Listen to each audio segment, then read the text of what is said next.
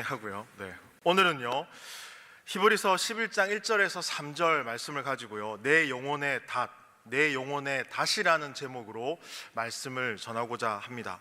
혹시 지난주 설교 제목 생각나십니까? 복 있는 사람은 이었습니다. 1절 6절에 보시면 1편 6절에 보시면요, 의인의 길을 인정하신다라고 했습니다. 그 인정이 책임과 수용입니다. 하나님께서 우리 인생을 책임져 주신다는 거죠. 우리 인생을 책임져 주시는 그분께 오늘 말씀의 제목처럼요, 내 영혼의 닻을 내리는 순간 우리의 인생을 인도하시는 하나님과 이 믿음의 길을, 이 땅에서의 삶을 살아가게 된다는 것입니다. 그런 의미에서, 그런 흐름으로 오늘 말씀을 들으셨으면 좋겠습니다. 우리나라 영화 중에요 1950년대를 배경으로 한 영화가 있습니다. 이 영화를 우리나라 국민 중에 1426만 명이나 관람을 했고요, 저희 부모님 세대가 어떤 삶을 살았는지를 생생하게 그리고 있는 영화입니다. 이 영화의 제목은 무엇일까요? 힌트가 별로 없지만 배경은 1950년대입니다. 맞습니다. 국제시장입니다. 국제시장이라는 영화를 보신 분들 계십니까? 네, 저는 한 2번 정도 본 것 같습니다. 이 주인공은요, 이남 이녀 중에 장남입니다. 이 전쟁 가운데 함경남도 흥함에서 중공군을 피해서 남한으로 피난을 가는 장면이 첫 장면에 나옵니다. 그때 피난민이요 10만 명이었다고 합니다. 10만 명요. 모두가 다 배를 탈 수가 없지만 배를 탄 사람도 있죠. 그 주인공도 나이가 어렸지만요, 아버지가 그래 여동생의 손을 잡고 따라와라. 그리고 영화를 보면 그 남자 주인공이 여동생의 손을 잡고 앞만 보고 달려갑니다. 간신히 배에 타죠. 그런데 뒤를 돌아보니 여동생이 없는 겁니다. 없어요. 그 사실을 이제 알게 된 이 오빠는요, 어떻게 하지? 그런 표정이에요. 그때 아버지는요, 그 아들을, 정신이 나간 아들을 흔들면서 기억하라고 말을 합니다. 아버지가 없으면 네가 가장이야. 아버지가 여동생을 찾아올 테니까 먼저 가라 라고 말하고 배에서 내리죠. 그리고 그 바닷속을 찾고요, 그 배를 찾으면서 여동생을 찾습니다. 그런 아버지를 큰 목소리로 부릅니다. 아들이 아버지, 아버지. 아버지는 태어난 척 이 아들을 바라보면서 괜찮아, 아버지가 동생을 찾아서 갈 테니까 먼저 가 있어. 못 볼 걸 알지만 그렇게 얘기를 하죠. 그렇게 오랜 시간 헤어지게 됩니다. 그래서 이 남자 주인공은요, 자책을 하면서 삽니다. 나 때문에 내 동생을 잃어버렸어. 나 때문에 생이별을 하게 되었어. 그렇게 주인공은 성장하면서요, 가족을 위해, 동생을 위해 온갖 고생을 마다하지 않고 일을 합니다. 독일의 광부로 가서 그 어둠 속에서요, 가족을 생각하며 묵묵히 일을 하고요, 베트남 전쟁 중에 기술 근로자로 파견이 돼서 일을 하다 총상을 입기도 합니다. 주변에서 그렇게 사는 거 괜찮니? 라고 물을 때마다 이 주인공은요, 웃으면서 괜찮아, 난 괜찮아 라고 얘기합니다. 그러던 어느 날 온 가족들이 다 모이고요, 생사를 알 수 없는 아버지의 사진을 붙들고 노년의 할아버지가 된 이 주인공이요, 그 사진을 보고 이렇게 말합니다. 아버지, 이 정도면 가장 노릇 잘한 거 아니에요? 엉엉 울더라고요.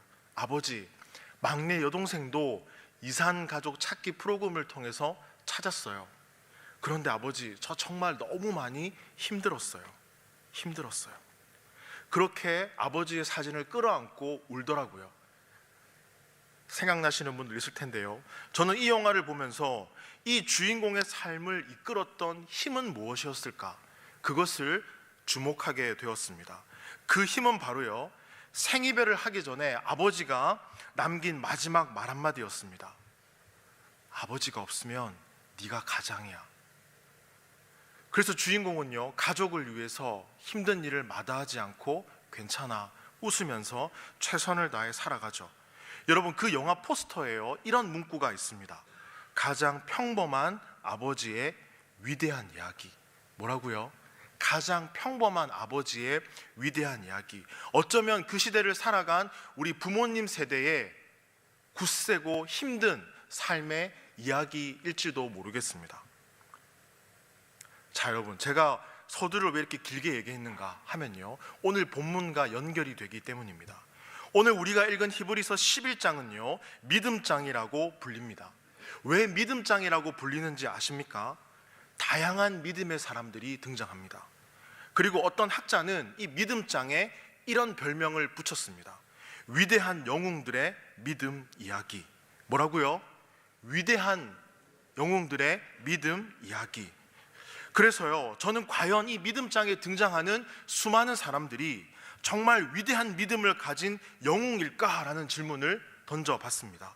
여러분 어떻습니까? 이 히브리서 11장에 등장하는 수많은 이 믿음의 사람들이 정말 믿음의 영웅입니까? 지난주엔 대답을 잘 해주셨는데 오늘도 대답을 이렇게 마음속으로 하시기 바랍니다. 여러분, 많은 사람들이 등장합니다. 여러분들이 한 번은 들을 법한 이름들이죠. 아벨, 에녹, 노아, 아브라함, 사라, 이삭, 야곱, 요셉, 삼손, 기드온, 다윗. 모두가 이름만 들어도 와, 훌륭한 사람 맞죠? 그런데요, 그들 또한 우리처럼 연약함을 가지고 있었습니다. 믿음의 사람이라고 불리는 믿음장에 기록된 이 사람들이 때로는 사람을 두려워하고요, 하나님보다 상황을 무서워하고, 때로는 정욕에 넘어졌고, 누군가는 간음을 하고 누군가는 살인을 저지르기도 합니다. 그러고 보면 이 믿음장에 기록되어져 있는 사람들은 우리가 생각하는요 믿음의 영웅들이 아니다라는 겁니다. 오히려요, 제가 서두에 말씀드렸던 국제시장 영화 포스터에 들어가 있는 그 문구가 더 현실적인 거 아닙니까? 가장 평범한 아버지의 위대한 이야기. 이것을요 오늘 상황에 맞춰서 바꿔 표현해 보면 가장 평범한 성도들의 가장 위대한 이야기입니다. 뭐라고요? 가장 평범한 성도들의 가장 위대한 이야기.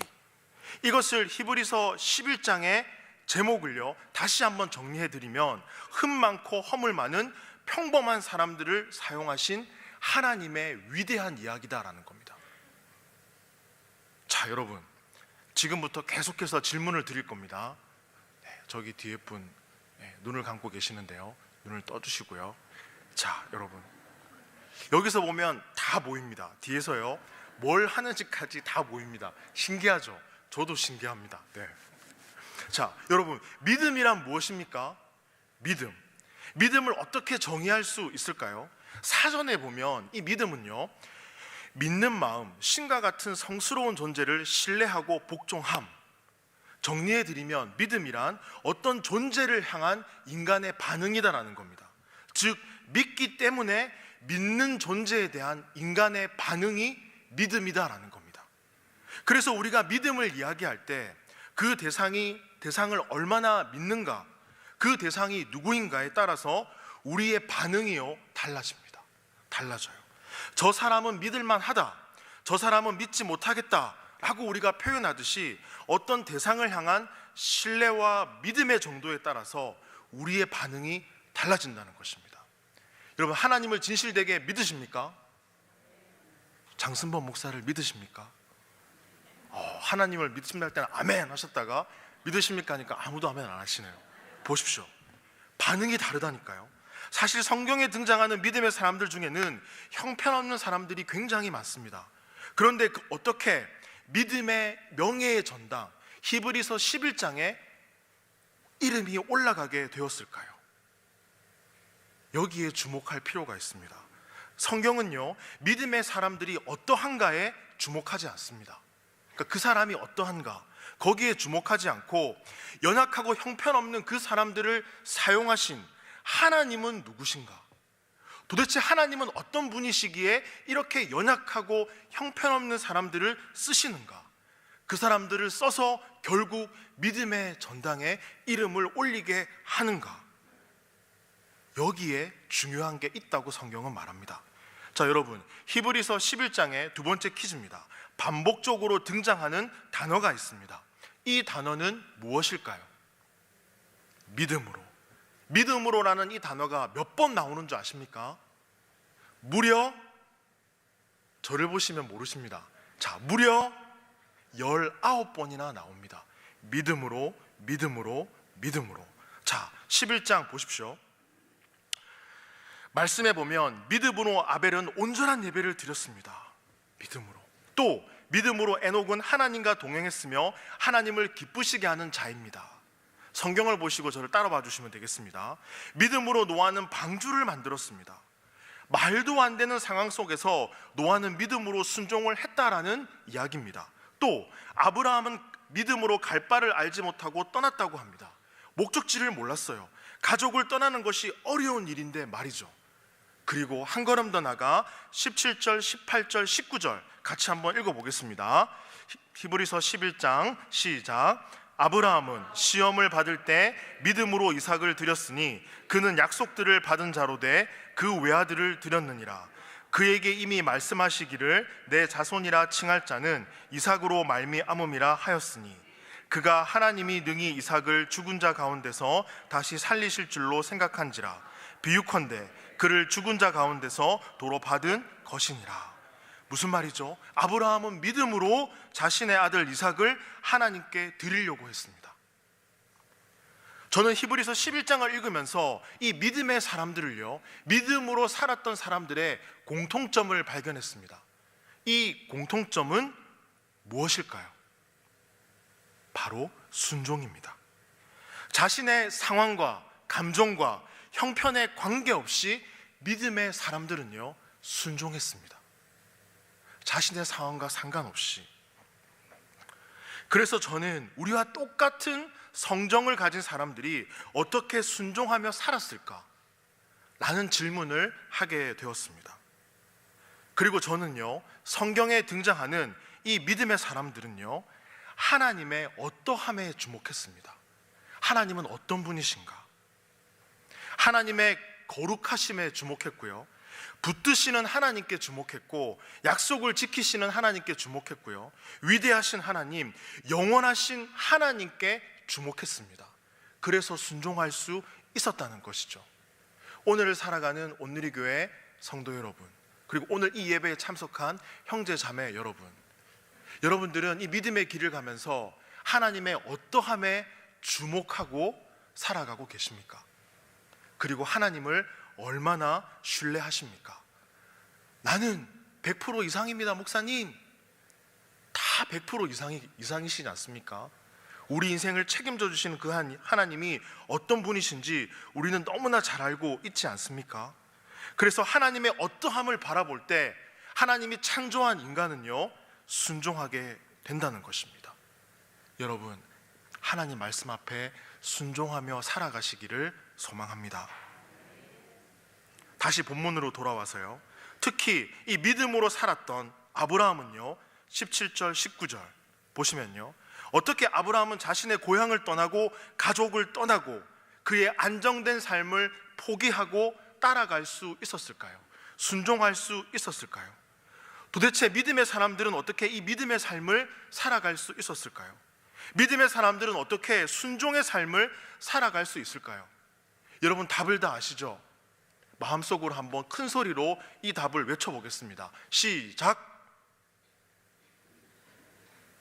외치셨습니까? 그게 답입니다, 여러분.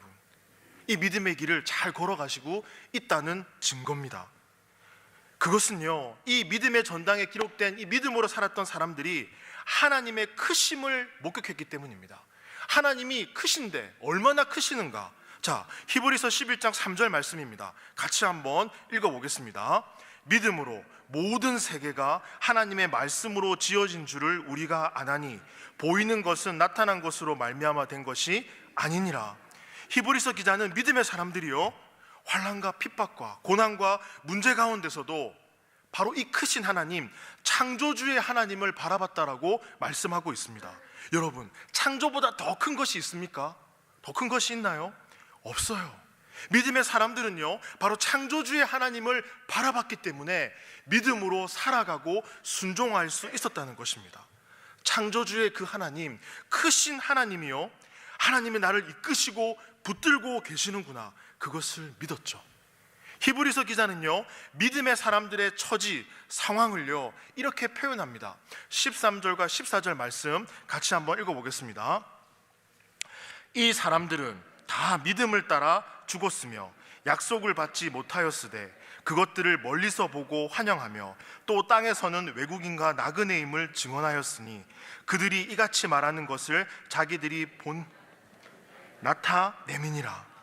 여러분, 믿음의 사람들의 처지를요 외국인, 나그네, 본향을 찾는 자로 표현합니다. 즉 이방인의 땅을 걷는 광야를 걷고 있는 나그네와 순례자다라는 겁니다. 이것을 조금 더 신앙적으로 표현하면요, 히브리서 기자는 이 땅은 우리가 살아갈 영원한 땅이 아니다라는 겁니다. 믿음의 사람들도 마찬가지고요, 이 땅은 영원한 것이 없음을 알기에 떠날 준비를 하는 과정 가운데 있는 여정이다라는 겁니다. 언제든지 순종할 준비를 그래서 해야 된다는 거죠. 외국인으로, 나그네로 순례자의 삶을 살아가는 거죠. 부족한데 부족하지 않아요. 세상이 말하는 성공 필요 없어요. 하나님을 얻기만 하면, 예수 그리스도를 얻기만 하면 주님으로 인해 모든 것으로 나의 인생을 풍요롭게 하시고 채워주시는 그 하나님으로 인해서 감사하게 살아갈 수 있다는 겁니다. 그런데 순례자와 나그네로 부름을 받아 이 땅을 살아가는 하나님의 자녀들에게 이 믿음의 길을 걸어가는 데 있어서 방해하는 요소가 있습니다. 방해하는 것, 그것이 뭘까요? 말씀을 준비하면서 저 스스로에게 물어봤습니다. 이 믿음의 길을 걸어가는 데 있어서 승범이 너에게 가장 큰 방해 요소가 뭐니? 하고 물어봤을 때요, 처음에 딱 나온 단어가 미련이었습니다. 따라해 보겠습니다. 미련. 미련 때문에 하나님의 말씀을 알지만 뒤를 돌아보고 앞으로 나가지 못해요. 뭔가 더 안정된 삶을 살아가고 싶어요. 조금만 더 모으면 내 생활이 좀 나아질 것 같은데, 그래서 언제부터 다시 믿음의 길을 가려고 합니까? 라고 물어보면 제 상황이 좀 더 좋아지면요, 지금은 아닌 것 같아요. 지금은 조금 더 저의 삶에 집중할 때인 것 같아요.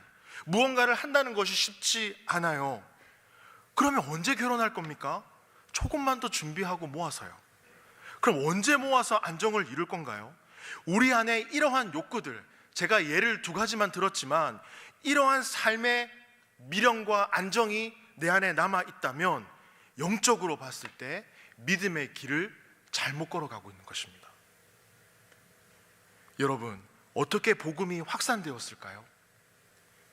믿음의 사람들의 방향과 순종입니다. 하나님을 바라보고 하나님의 말씀을 따랐던 그 순종이 있기에 오늘날 복음이 우리에게 전해졌습니다. 어떻게 우리가요, 우리 안에 있는 보이지 않는 이 믿음을 세상을 향해 설명해 줄 수 있습니까? 보이지 않는 하나님의 실체를 우리가 어떻게 설명해 줄 수 있습니까? 이 세상에게. 제가 말씀 서두에요, 이런 말씀을 드렸습니다. 믿음은 믿는 존재에 대한 인간의 반응이다.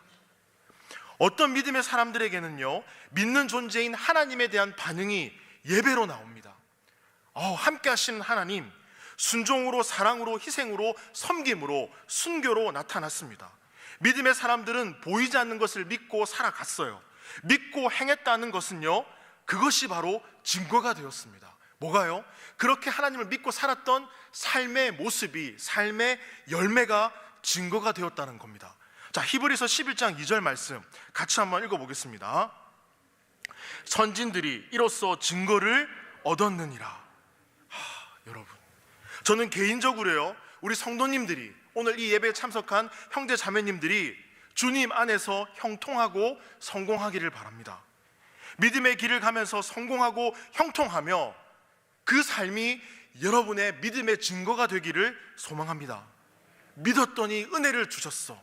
믿었더니 복을 주셨어. 믿었더니 이 질병과 아픔과 상처 가운데 버틸 힘을 주셨어. 내가 살아갈 이유 예수 그리스도.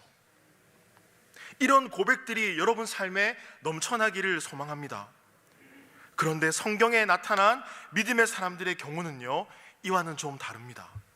때로 믿음의 사람들 앞에 절망적이고 낙심되는 상황이 놓여집니다. 앞이 보이잖아요. 어떻게 해야 될까요? 믿음이 없는 사람들은 낙심하고 넘어집니다. 누군가를 찾죠. 그러나 믿음의 사람들이 어떻게 살았는가? 찬송가 454장에 너무나 잘 나와 있습니다. 이 시간에 다 같이 불러보고 싶은데 가사를 읽어드릴게요. 오늘 예배가 끝나고 집으로 가셔서 개인적으로 이 찬양을 한번 불러보십시오. 주와 같이 되기를 소망했습니다. 주와 같이 되기를 내가 항상 원하니 온유하고 겸손한 주의 마음을 주소서. 세상에서 우리가 나그네로 있을 때 주의 형상 닮아서 살아가게 하소서. 비록 작은 새라도 돌보시는 나의 주, 나와 함께 계시어 나를 지켜주소서. 마음이 깨끗하기를 내가 항상 원하니 약한 마음을 버리고 살아가게 하소서. 주와 같이 되기를 내가 항상 원하니 주님 뜻을 따라서 살아가게 하소서. 주 은혜로 거듭나 말씀 위에 굳게 서 영원 무궁하도록 주와 함께 살리라. 아멘. 믿음의 사람들은 눈앞에 문제가 해결이 안 되고 변화가 안 된다고 할지라도 믿음으로 살아가며 살아간 그 믿음이 세상을 향해 증거가 되었습니다. 증거가요. 오늘 믿음으로 하나님 앞에 나아갔던 이들 중에 아브라함은요, 17절, 18절, 19절에 보면 아브라함이 이삭을 바치라는 이 말씀에 어떻게 순종할 수 있었겠습니까? 처음부터 아브라함의 믿음이 대단하지 않았습니다. 하나님의 말씀, 약속을 믿었지만 아브라함도 우리와 동일한 인간이기에 연약함이 있었습니다. 믿음 없는 사람처럼 살기도 하고요. 그럼에도 불구하고 세월이 흘러서 네 아들 이삭을 바치라는 이 문제 앞에 아브라함은 순종으로 나아갑니다. 자녀의 죽음 앞에 사실 절망적인 상황 아닙니까? 그 가운데 순종합니다. 하나님을 바라봅니다. 그 이유가 무엇인 줄 아십니까? 18절 말씀 같이 읽어보겠습니다. 그에게 이미 말씀하시기를 내 자손이라 칭할 자는 이삭으로 말미암음이라 하셨으니, 18절 내 자손 이삭으로 말미암음이라, 약속의 말씀 때문에 순종할 수 있었다라는 것입니다. 저는 개인적으로 주변에서 약속의 말씀을 붙들고 살아가는 분들을 보게 되면 정말 도전이 되고 저를 다시금 돌아보게 됩니다. 말씀을 기억하고 붙들고 기도하는 것은요, 정말 당연한 일입니다.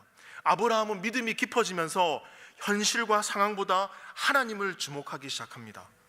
자신이 믿는 하나님, 크신 하나님을 바라보죠. 약속의 말씀을 붙들고 살아갑니다. 즉 하나님의 말씀을 믿었기에 순종할 수 있었다라는 겁니다. 그리고 하나님의 크심을 보았기 때문에 순종할 수 있었습니다. 창조주 하나님, 창조주 하나님 편에서 우리의 문제는 요만하지만 하나님 편에서는 문제될 것이 없다라는 것입니다. 19절 보십시오. 아브라함이 고백했던 하나님은 어떤 하나님입니까? 19절 말씀 읽어보겠습니다. 그가 하나님이 능히 이삭을 죽은 자 가운데서 다시 살리실 줄로 생각한지라 비유컨대 그를 죽은 자 가운데서 도로 받은 것이니라. 창조주 하나님으로요, 위대한 하나님이십니다. 죽은 자를 살리시는 하나님이십니다. 그래서 아브라함이 믿음으로 순종할 수 있었다라는 것입니다. 약속의 말씀이 내 삶에 있고 하나님의 크심을 알고, 그래서 나의 모든 것보다 크신 하나님을 만나기만 한다면 우리는 믿음으로 살아간다는 것이죠. 오늘 우리가 함께 읽은 히브리서 11장 믿음의 장은요, 평범한 사람들의 이야기입니다. 평범한 사람들의 이야기. 우리가 놓치지 말아야 할 것은 하나님께서 평범한 사람들을 통해서 위대한 하나님의 일들을 이루어 가신다는 것입니다. 우리를 통해서 위대한 이야기를 만들어 가시는 하나님, 이 이야기를 히브리서 기자는 오늘을 살아가는 우리에게 하고 싶었던 것입니다. 내 영혼에 닻을 내릴 약속의 말씀, 그 말씀에 닻을 내리는 순간 내 인생을 책임져 주시는 하나님의 인도하심이 우리 가운데 차고 넘친다라는 거죠. 문제가 해결이 안 되고 변화가 안 돼도 하나님의 일하심을 믿었던 믿음의 사람들, 주님께서는 순종을 통해 복음이 확산되고 당신이 살아계신 하나님이라는 사실을, 창조주 되시는 하나님이라는 사실을 세상에 우리를 통해 증거가 되기를 원하셨습니다. 저는 여러분들이요 모두가 직분을 떠나서 하나님을 진실로 믿으시기를 소망합니다.